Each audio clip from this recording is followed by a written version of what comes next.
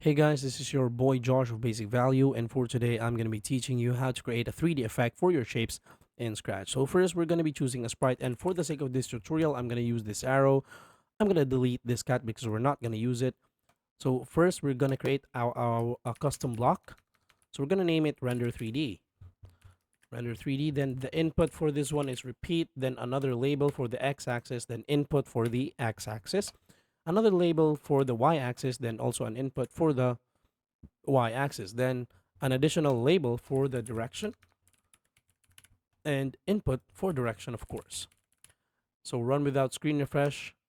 Okay, we're done. We're going to go for the looks, clear graphic effects, hide, and then right after that you're going to be needing the motion. You're going to be needing go to x and y, just drag these variables right here, also point towards direction, and then finally we're going to be going for the repeat. So in here, under repeat, you need first block is change the brightness, right? Change brightness to -2. Also, after using that one, we need the clone. Create a clone of myself. Then change y by -1. Change y by -1.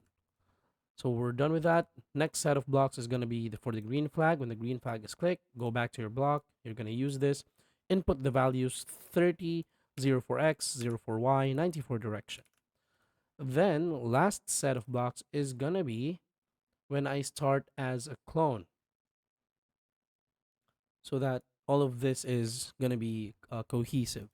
So go to back layer. All right, go to back layer and then show.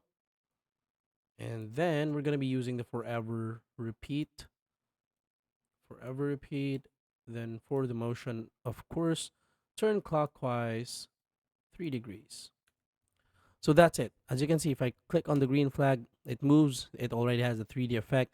So that's how you do it. It's very simple. Thank you so much for watching. Please do not forget to subscribe. This is your boy Josh of Basic Value. I'm going to be seeing you in the next one. Peace out.